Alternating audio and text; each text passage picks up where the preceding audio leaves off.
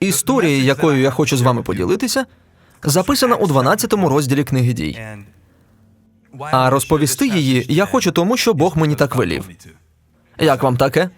Жодного іншого мотиву, жодної іншої причини. Цей уривок писання просто прийшов до мене, коли я шукав нашу сьогоднішню тему.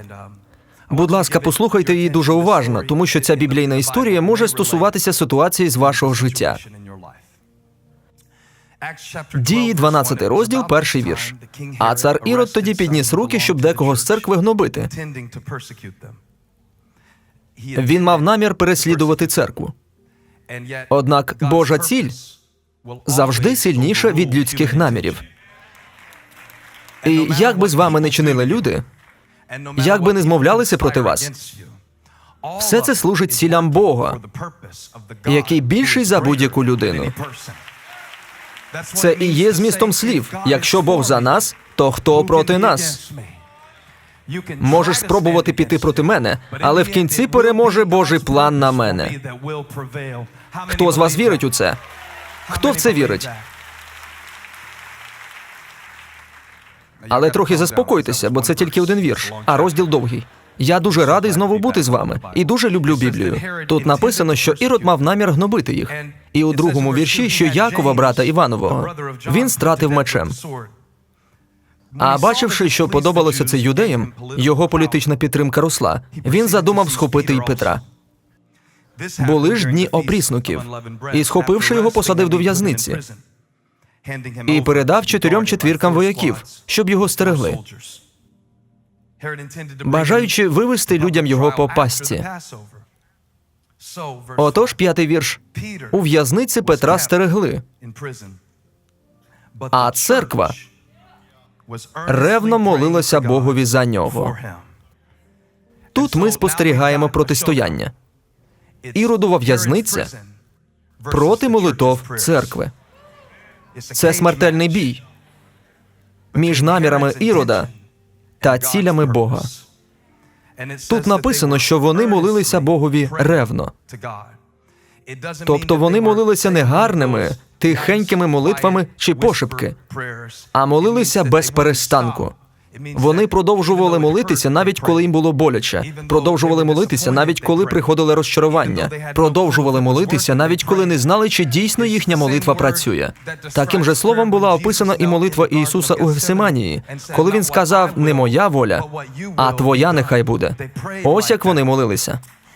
Це була така молитва, яку Ісус описав у Матвія 7:7. «Просіть, і буде вам дано.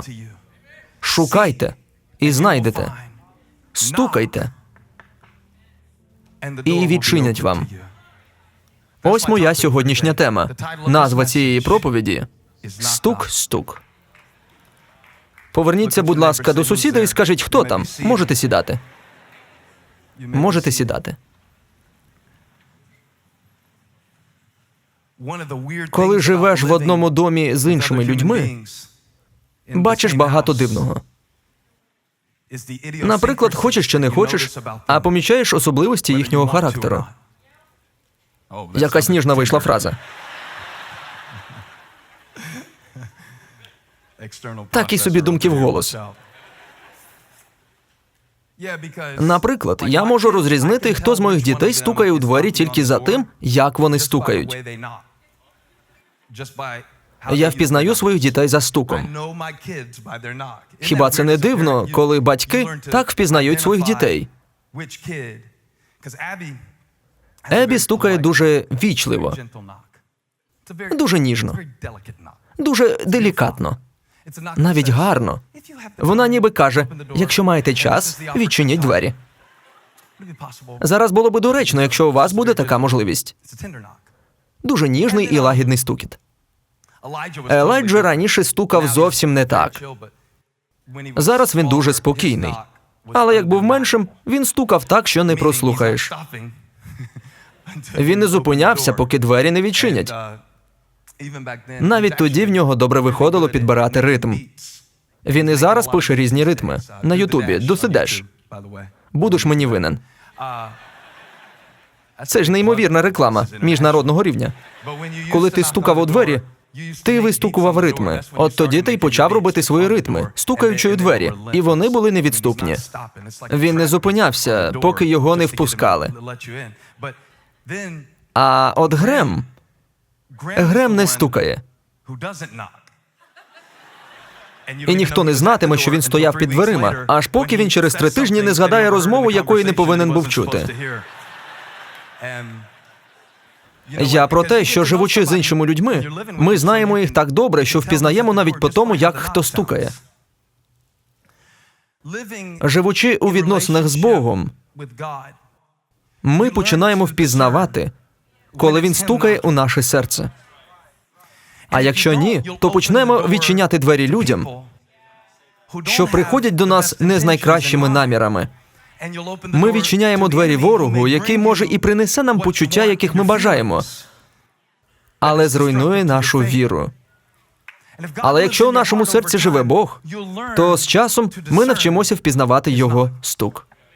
Спочатку ми думаємо, що Бог стукає кувалдою, тому що так нас учать у церкві, як тільки ми туди приходимо. Принаймні у північно-східних штатах Америки. Якщо це запальна церква, у ній розповідають про те, як Бог ломиться у двері. Можливо, ви чули такі історії. Наче тиран. Люди кажуть подібні фрази. «Пасторе, сьогодні мені дуже сподобалась проповідь. Бог мені таких стусанів надавав». Але коли ми живемо з Богом, ми помічаємо, що Він стукає дуже тихо. Ми впізнаємо Його стук. Стук-стук. Стук-стук. А ще ми починаємо розуміти, що дуже часто те, що спочатку видавалося нам стуком диявола, який прийшов зруйнувати нас, то в дійсності Бог стукає, і Він прийшов збудувати нас. Іноді те, що стукає у двері і виглядає як проблеми, насправді є випробуванням, щоб навчити нас довіряти Богові. Щоб зрозуміти це, потрібно ходити з Богом тривалий час. Іноді ми чуємо стукіт, але нам не подобається те, що стоїть за дверима. Коли Бог завершить свою роботу в нашій ситуації, то навіть те, що ворог запланував на зло, Бог використає на добро. Це дає нам змогу жити у вірі, яка дуже дивакувато виглядає для всіх, хто думає, що коли Бог посилає нам щось, це завжди виглядає гарно. Іноді, коли ми просимо у Бога можливість, відчиняємо двері та з подивом бачимо замість неї опозицію. Ви коли-небудь просили терпіння? Ото безглузда ідея.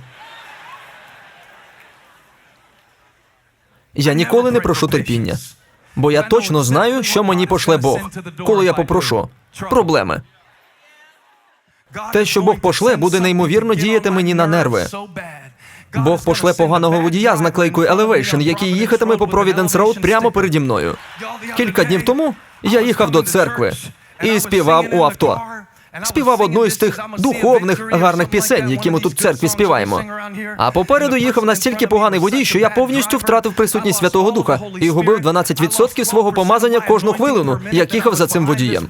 Я так розізлився, що аж газанув, обігнав його і став повільно перед ним їхати, щоб його провчити. А потім він повернув на парковку разом зі мною. Виявилося, що то волонтери з нашої церкви. Так що мені довелося навчитися.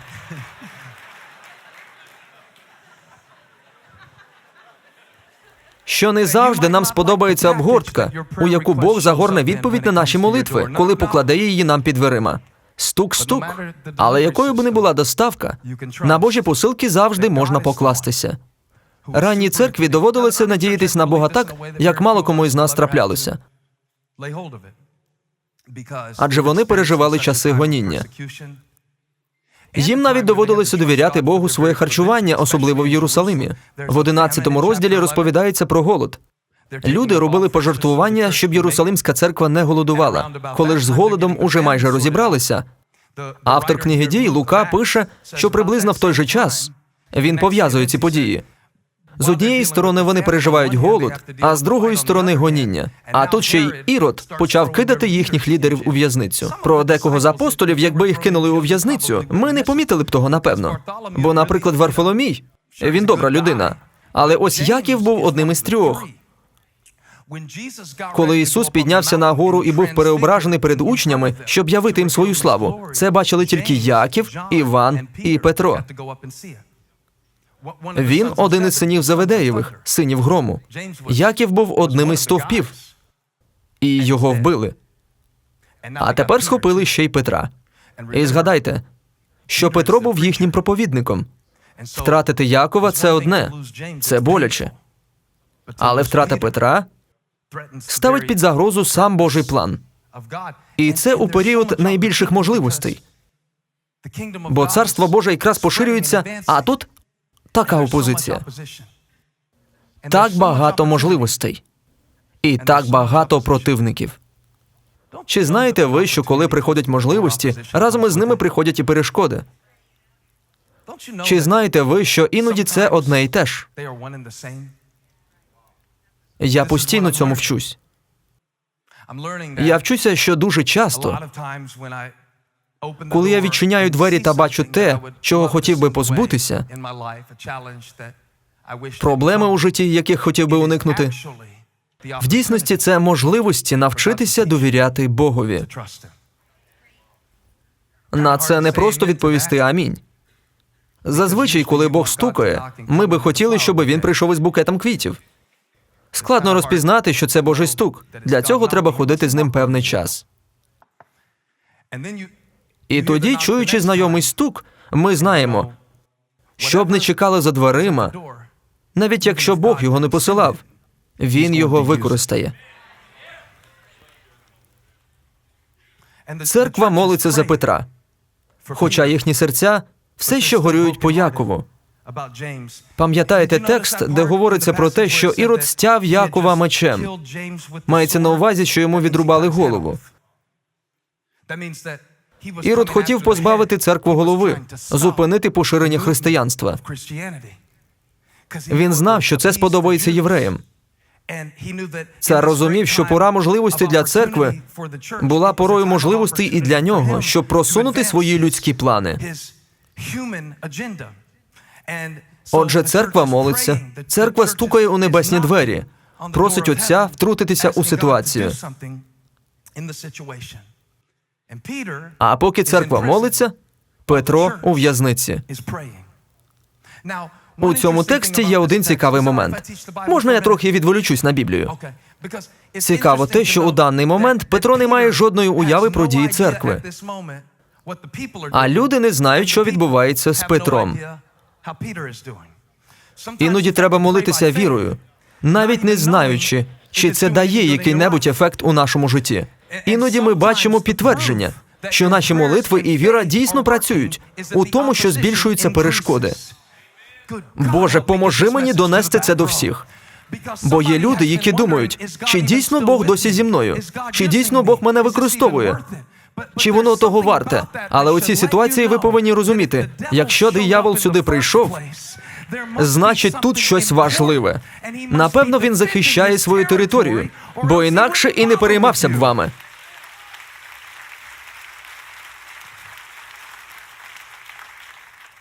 Отож, у в'язниці Петра стерегли, а церква ревно молилася Богові за нього. Досить влучний час, щоб подивитися, як там Петро, правда? Ми вже знаємо, що робить церква. Вони всі зібрались на молитву. Усі разом і об'єднали свою віру. А Петро у в'язниці. Його суд відбудеться через декілька годин. Якщо все відбудеться так, як із Яковом, це буде його остання ніч на землі. Така його чекає доля. Тож давайте поглянемо, що він робить. Поглянемо записи камери. Що там робить Петро? Скала. Що робить Петро напередодні своєї потенційної імовірної страти? 6-й вірш. А як Ірод хотів його вивести, Петро...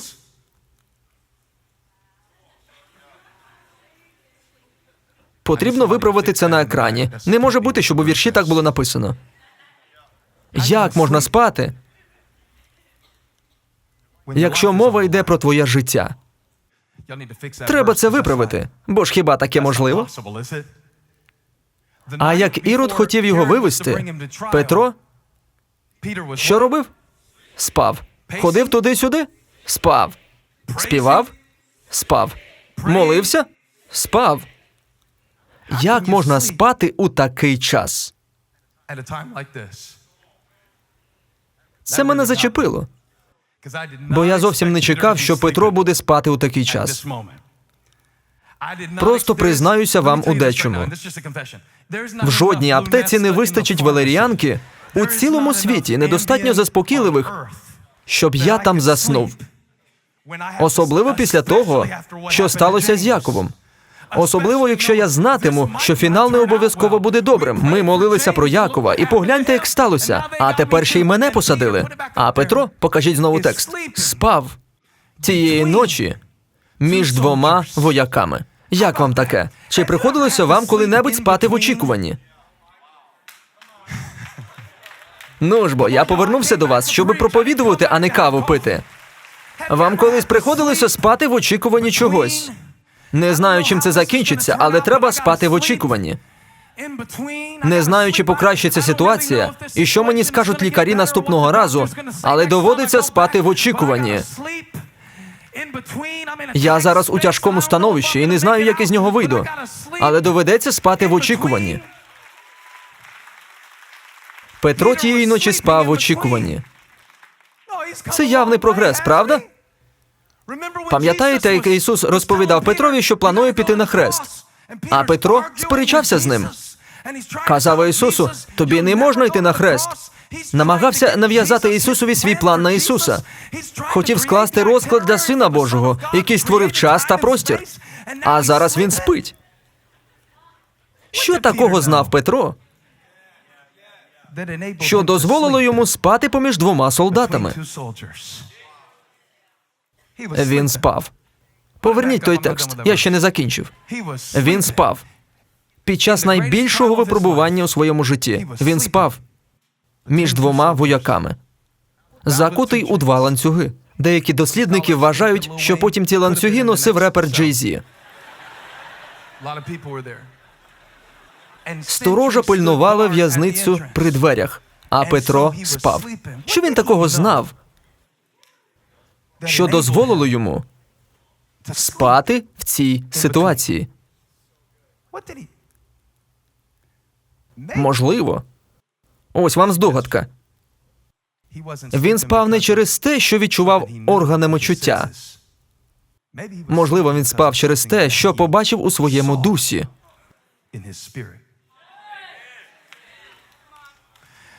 І, можливо, те, що він побачив у дусі, було прямим відображенням подій у житті Ісуса.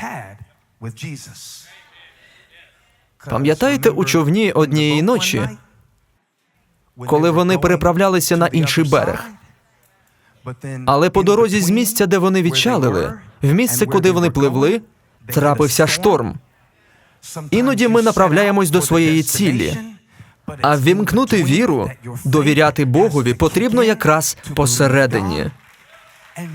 І поки всі учні мордувалися, Біблія говорить, що вони мордувалися на веслах. Вони боролися з вітром, боролися з хвилями. І під час боротьби вони пішли перевіряти, як там Ісус. І дуже здивувалися, побачивши, що в час їхньої боротьби Ісус спав. Можливо, тому, коли Петро довідався, що може загинути, то вирішив, що мало чим зможе вплинути на ситуацію.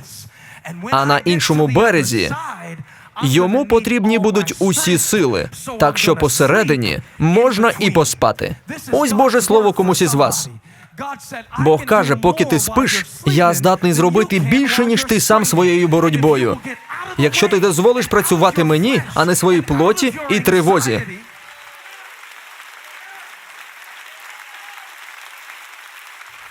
Учні сказали Ісусові, хіба тобі все одно, що ми потрапили у шторм? І Ісус відповів, ось як я перемагаю у битві.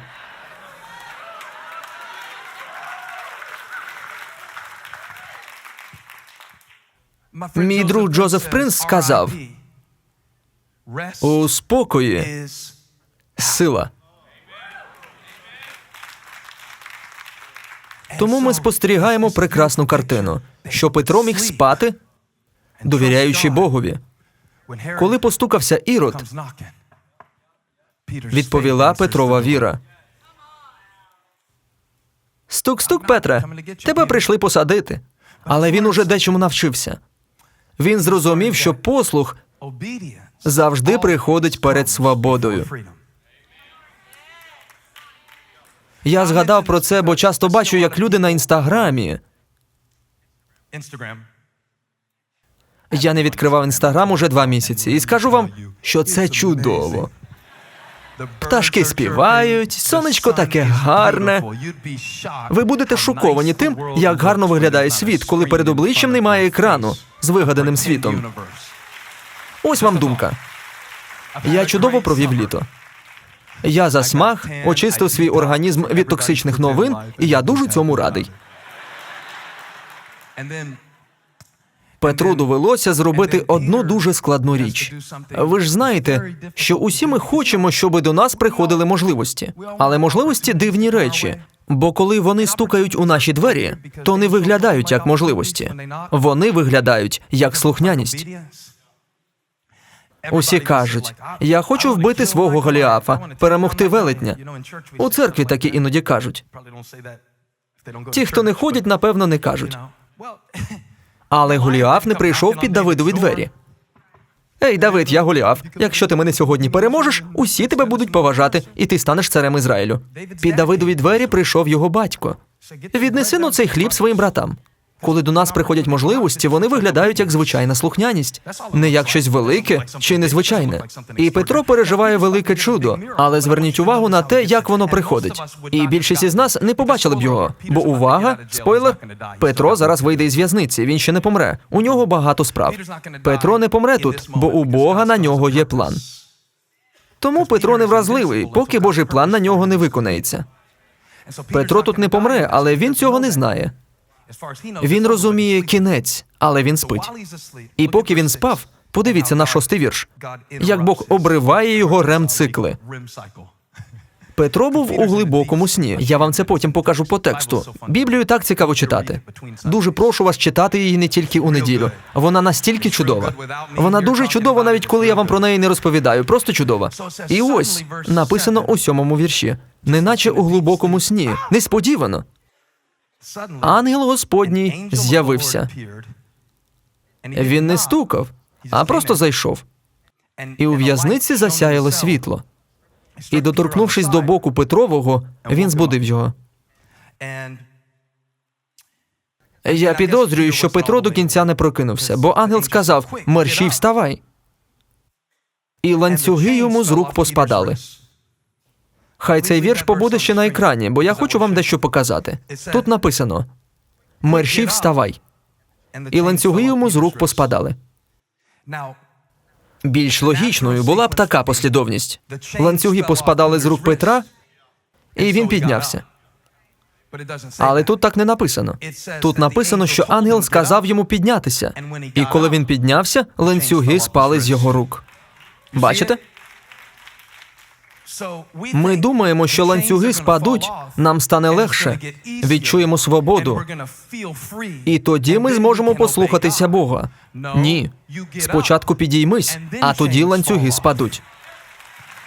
Бо слухняність передує свободі. Потрібно відчинити двері, навіть якщо ми не впевнені, що стукає Бог. Потрібно проявити доброту до людей, навіть якщо ми не знаємо, чи збираються вони відповісти нам добром. Послух створює свободу. Свободу від чого? Від необхідності знати результат перед тим, як зробити крок. Якби він не піднявся, ланцюги б не впали. І якщо ми не зробимо те, що Бог велить нам зробити прямо зараз, Він не зможе зробити те, що запланував, але нам невідоме. Бог збирався зняти кайдани. Але якби він чекав, поки спадуть кайдани, щоб піднятися, він би так і не піднявся, бо кайдани би не впали. Коли я зміцню свої фінанси, то поставлю Бога на перше місце. Ось побачите. Бо я чув, як треба прославляти Бога, віддаючи йому своїх первістків. І все, що Біблія каже, ось я так і зроблю. Не зробиш. Якщо не почнеш робити це з малого. Бо той, хто вірний у малому, перший крок – піднятися. Підіймися, і кайдани впадуть. Підійміться. Ось ми кажемо: Боже, зніми з мене кайдани, і я піднімусь. Ні, підіймись, і тоді кайдани впадуть. Мені це так подобається, бо ніде у тексті не сказано, що у Петра була віра вийти із в'язниці. Він робить усе це автоматично. Іноді це все, що ми можемо. Іноді все, що ми можемо, це приходити у церкву і механічно повторювати, поки не отримуємо результат.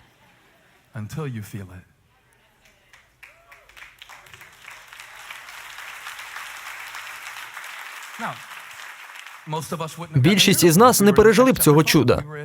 Якби ми потрапили у 12-й розділ дій, то так і лишилися би у в'язниці. Ми не слідуємо інструкції, поки не почуємо усіх деталей.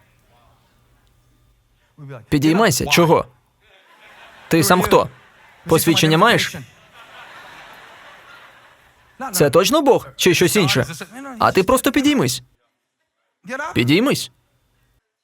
Коли ми перебуваємо у спокої, то здатні відреагувати без зайвих хвилювань. Просто піднятися. Дехто з вас думає багато зайвого під час прославлення. Занадто роздумуйте. Занадто роздумуєте, перемогу твою побачу я. Але чи дійсно побачу? Не можу співати. Треба заспівати, щоби побачити. Бо віра – це підстава сподіваного, доказ небаченого.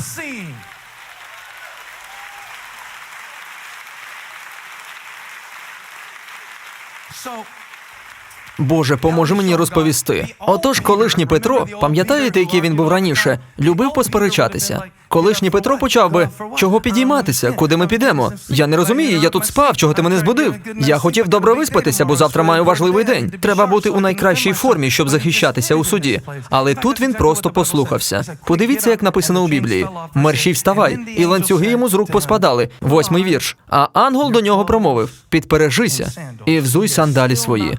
Але так і не сказав, куди вони йдуть.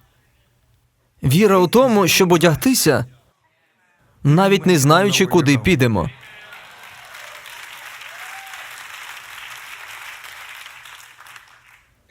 Петро так і зробив. Він одягнувся, не знаючи кінцевого пункту. Це точно Бог? Надіюся, що він. Жодних деталей. Просто послух. Стук-стук, Петро. Підіймайся. Одягайся. Знаєте, як Бог стукає через дрібнички. І ми впізнаємо його. Ми впізнаємо його навіть у маленьких речах. Може статися навіть найменша дрібничка. Вставай, одягайся. Візьми свій одяг і взуття. Нам це здається якоюсь дрібницею.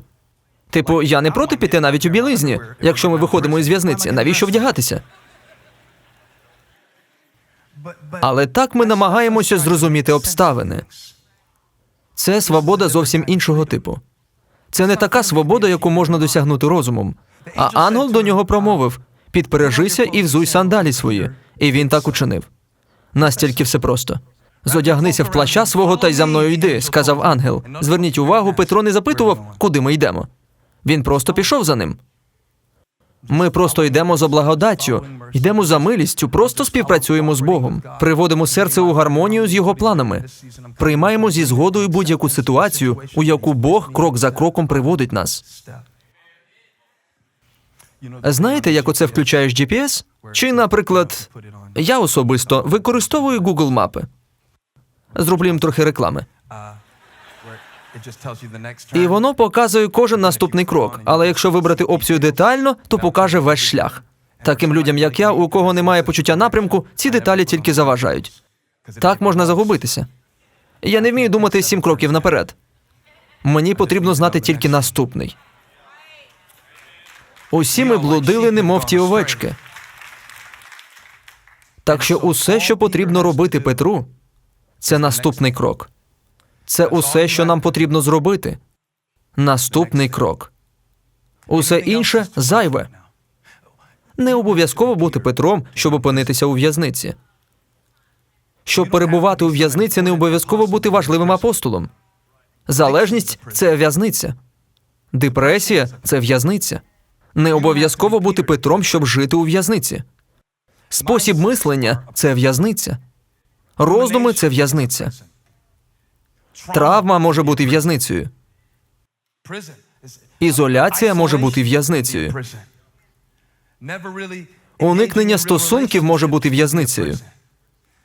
Приховування може бути в'язницею. Але якщо ви потрапили у в'язницю, все, що вам потрібно зробити, це наступний крок. Ми не можемо спланувати свій шлях на свободу, ми можемо тільки відреагувати на світло, що засяяло у нашій камері. Коли Петро піднявся, це був дуже важливий момент у житті, але він не розумів цього. Він думає, що досі спить. Він ще навіть не знає. Давайте разом це прочитаємо. І вийшовши, він ішов услід за ним, і не знав, чи то правда, що робилось від ангела. Бо думав, що видіння він бачить. Ви знаєте, що у більшості випадків ми не розуміємо, що Бог діє, аж поки Він не закінчить діяти. Поки події відбуваються, все здається сумнівним і ненадійним. Ми заламуємо руки у паніці, не розуміючи, що відбувається. Тільки після того, як ми переживаємо Римлянам 8:28, цей вірш набирає значення. Ось тоді ми можемо сказати: «Усе діє на добро». Але поки все відбувається, ці слова тяжко сказати. Петро робить усе автоматично. Просто славить, просто рухається, просто слухається Бога. Робить наступний практичний крок. І тоді наступає такий момент. Як сторожу минули вони, 10-й вірш, першу і другу, то прийшли до залізної брами, що до міста веде. І подивіться, що сталося з брамою. Вона відчинилася сама їм. Ви знаєте, що Бог зробить для вас те, що ви самі для себе зробити не можете. А зараз ви вже плескати не будете. Бог не зробить для нас те, що ми можемо зробити самостійно. Бог відчинив ворота для Петра, а тепер погляньте, що з ними зробив Петро. Він пройшов через них. Він пройшов через них. Ангел не проніс Петра через ворота на плечах. Петро вже надто дорослий, щоб його носити. Потрібно через них пройти. Зробіть мені, будь ласка, велику послугу. Подивіться сусідові в очі і скажіть: потрібно через це пройти. Ви знаєте, що багато людей, які слухають зараз цю проповідь, стоять і стукають у вже відчинені двері.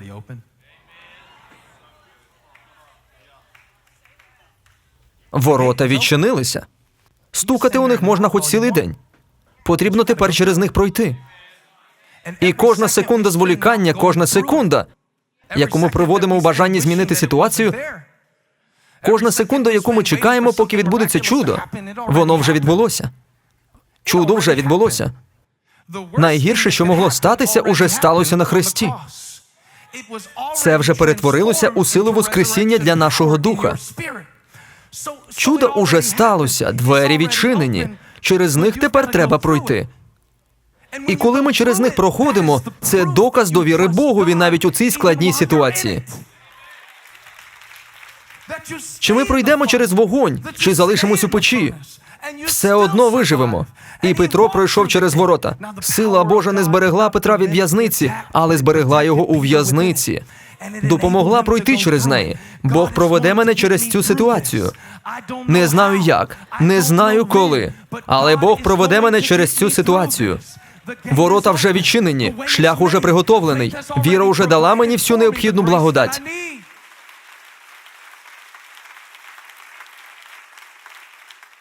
І, вийшовши, пройшли одну вулицю, і відступив ангел зараз від нього. І тепер йому треба розібратися, куди йти. Він несподівано прокидається і розуміє, що настав момент. Я вірю, що іноді такі моменти приходять і до нас, коли Бог стукає у нашу ситуацію. Або коли ворог стукає, щоб нашкодити нам, але Бог не пускає його. Петро розуміє, мені потрібно піти. В які ж двері він буде стукати? Дуже важливо знати, у які двері стукати, коли ми опиняємося у проблемах. У декого з нас зараз розбиті серця і перекручений розум через те, що ми стукали не у ті двері. І знаєте, що дуже дивно? Іноді ми вертаємося до тих самих дверей, де розчарувалися минулого разу. Стукаємо у них так, ніби за ними щось є.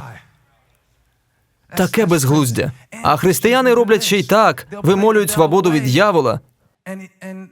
А коли він знову стукає у двері, лишають їх відчиненими, готують вазу з фруктами і зустрічають його з вишитим рушником. Відкривають себе усьому підряд.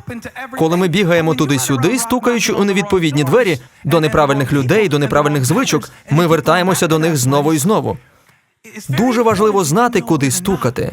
І слава Богу, що Петро знав. Він знав про дім матері Івана Марка. Очевидно, це було те саме місце, у якому церква молилася за Якова. Петро знав, що якщо він до них постукає, там будуть молитися люди. Я хочу звернутися до всіх, хто сьогодні прийшов до церкви. Я не знаю, яке у вас зараз життя, і не знаю, чого ви потребуєте від Бога, але сьогодні ви постукали у правильні двері. Все, що вам потрібно, ви знайдете у присутності Божій. Подивіться на сусіда і скажіть, сьогодні ти постукав у правильні двері. У Бога є те, що вам потрібно. Холодильник повний, ліжко постелене. Люди зібралися на молитву, в кухні горить світло.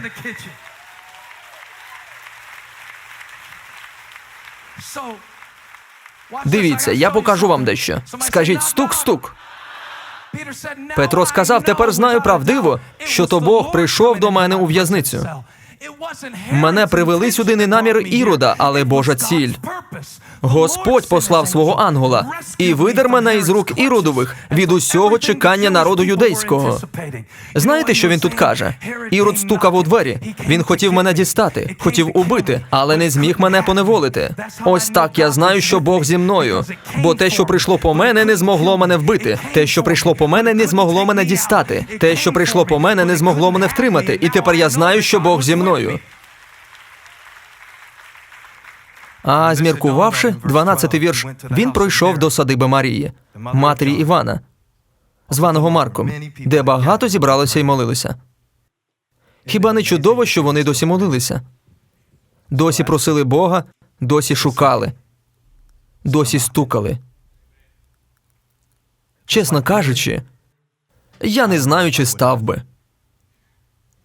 Якби я молився за Якова і йому відтяли голову, не знаю, чи була б у мене віра молитися за Петра. Я думаю, що багато хто з нас моляться про те, чи просять про те, чи таємно надіються на те, у що не дуже то й вірять. Ми співаємо про те, у що вже не віримо. Співаємо про свободу, але уже давно перестали про неї мріяти. Петро вже вийшов із в'язниці, хоча вони про це ще не знають. І продовжують молитися. О, як на це потрібна віра! Потрібна велика віра, щоб молитися за Петра, коли Якова щойно вбили. Потрібна віра, щоб у такій ситуації вірити. Знаєте, коли ми бачили, як Бог зрушив гору, і віримо, що Він зможе зробити це знову, це одне. Але якщо та гора там залишилася, а тепер треба молитися про цю, це складний момент. Однак це не зупинило їхні молитви, не зупинило наполегливості. Вони не зупинилися. Коли Петро пішов, вони досі молилися.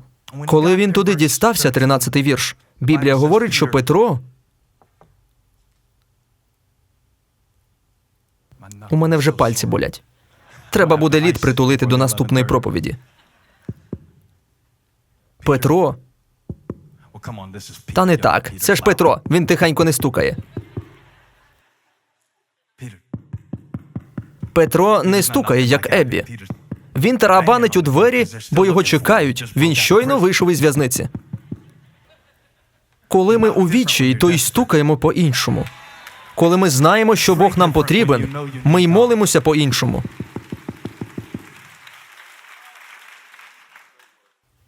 І як Петро у фіртку брами постукав, то вийшла послухати служниця, що звалася Рода. Вони моляться за Петра, а він уже під дверима.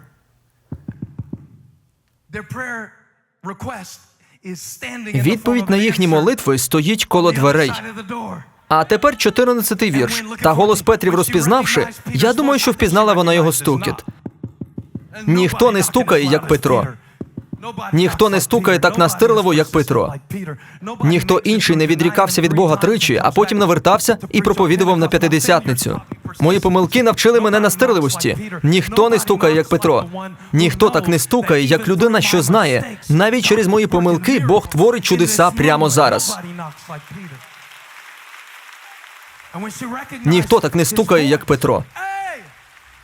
Та голос Петрів розпізнавши, вона з радощів не відчинила воріт, а прибігши, сказала, що Петро при воротях стоїть. Там Петро прийшов. Народ Петро прийшов. Народ там Петро. Я уявляю Роду 14-літньою блондинкою. Народ там Петро. Погляньте, що вони відповідають. Чи ти навісна? Так, це ж комплімент. Бо мій розум був для мене в'язницею.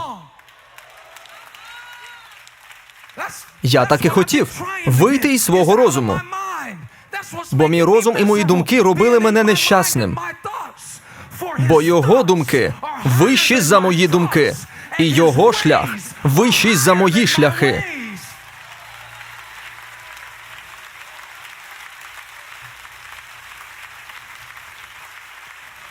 Чи ти навісна? Рода каже ні. Та вона запевняла своє, що є так. Вони ж говорили, дивіться, скільки у них віри, то ангел його. Їм було легше повірити у те, що Петро помер, і його ангел прийшов до дверей, ніж у те, що це дійсно був він. Іноді нам легше повірити у те, що ми не потріб. Нам простіше повірити, що прийшов кінець, ніж повірити у те, що сухі кості можуть ожити за словом Господнім.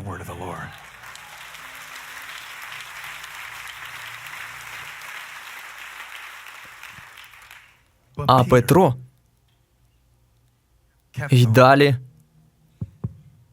стукав. І я чую, як Бог комусь із вас говорить: не припиняй стукати. Ти прийшов до правильних дверей. Не припиняй стукати тільки через те, що Рода втекла, і люди не повірили. Бог може використати навіть недосконалу віру зболеної церкви, щоб визволити Петра із в'язниці. Якщо ми продовжимо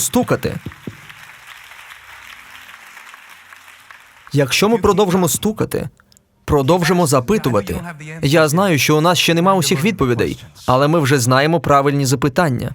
Якщо ми продовжимо шукати, продовжимо стукати, я проголошую в ім'я Ісуса. Петро вже під дверима. Петро під дверима.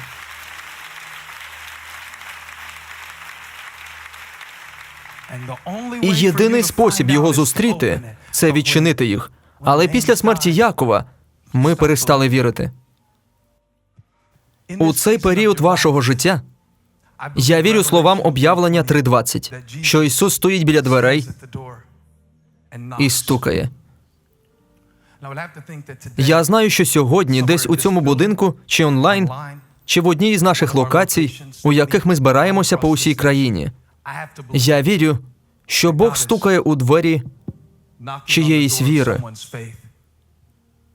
щоб ми знову почали вірити у тій сфері нашого життя, де нам було простіше позачиняти усі двері. Ми вдавали. Наша віра була лише фасадом. Але я відчуваю, що Дух Божий стукає. Хто там? І Петро сказав: це я. Рода сказала: невже це сон? І Петро відповів: це не сон, я живий. Відчиніть двері негайно. Так, складно знову довіряти людям після того, як тебе підвели. Але що ж нам ще робити? Залишитися помирати? Робити вигляд, що живемо, хоча всередині пустка? Ні. Я стою біля дверей і стукаю, каже Ісус. І якщо ви відчините, я зайду і буду їсти з вами. І приготую вам стіл перед лицем ваших ворогів. Я ваш пастир, я ваш захисник, я ваше світло, я ваша твердиня. Я ваша надія, я ваша обітниця. І на цьому камені я побудую свою церкву, і ворота пекла не переможуть її. Бо я є Альфа і Омега, початок і кінець, перший і останній. Я помер і живий. Петро стукає у двері. І знаєте що, церква? В кінці 12-го розділу Дій Петро не був мертвий, а Ірод був.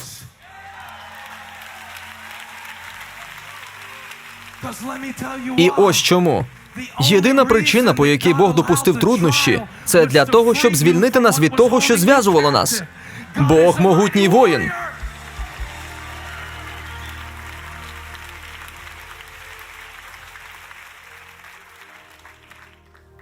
Коли Бог стукає, Він продовжує стукати. Він не покидає людей.